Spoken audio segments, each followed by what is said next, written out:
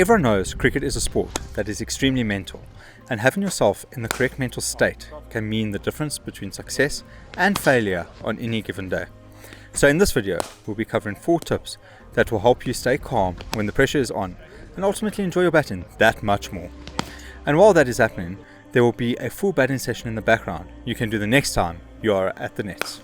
The very first thing we have to cover is simply preparation. There's this old saying, failing to prepare is preparing to fail. And preparation is one of the single most important aspects when it comes to having confidence in any situation, in a match as well as in the skills that you possess and your execution of those skills. Preparation for every single player will be different, and the emphasis will be on you to make sure that you know what you require to get into the best possible physical state before you head into a season or even a single match. Some players love hitting hundreds of balls, and some only like hitting a few just before the day to ensure the timing is good. You have to make sure that you're doing what you need to do to get your confidence up, even if slightly before you head into the match. But preparation is not only batting, it includes all aspects of our daily life. Make sure your fitness is up to scratch, make sure you're eating well and sleeping enough.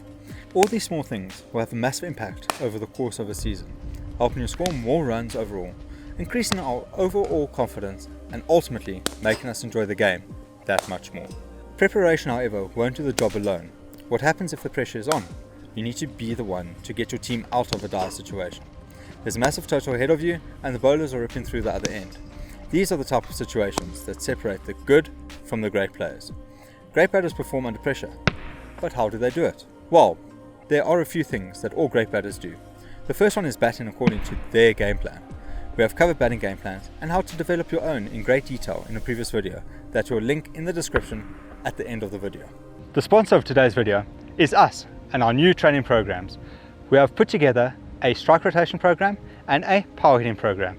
The links will be in the description below and as a pinned comment. Check them out there. But basically, batting according to your game plan prevents you from doing stuff outside of your comfort zone before you are ready to do it, helping you to be more consistent, specifically at the starting phase of your innings. Once we get through that initial 20 runs or so, we can expand and take a few more risks if the game situation demands it. Some very good examples of batters that are extremely good at getting through that initial phase are the likes of Joe Root, Kane Williamson, Steve Smith, Babar Azam and Virat Kohli.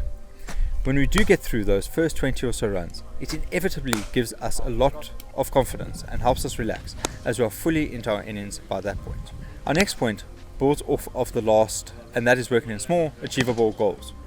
When we look at a massive total, whether that be setting, chasing, or just personal milestones, like getting to that 100-run mark, it's easy to get lost in the sheer size of the task at hand.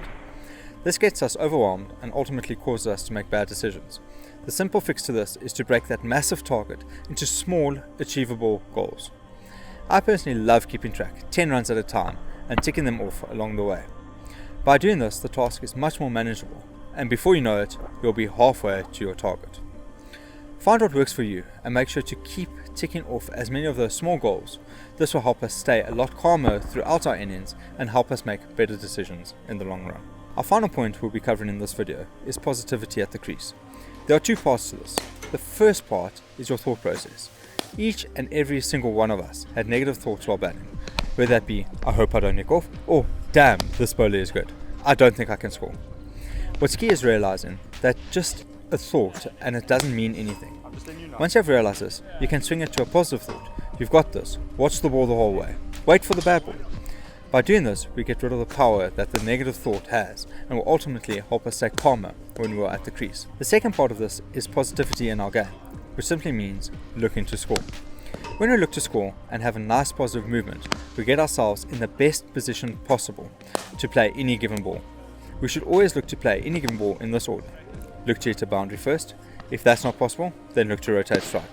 If the ball is too good to rotate strike off of, then look to leave. And if you can't leave, look to defend.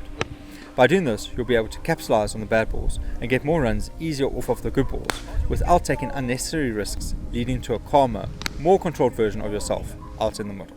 Hope you all enjoyed this quick video. Let us know some of your best personal performances in the comments below. We'd love to read a few. See you all next time.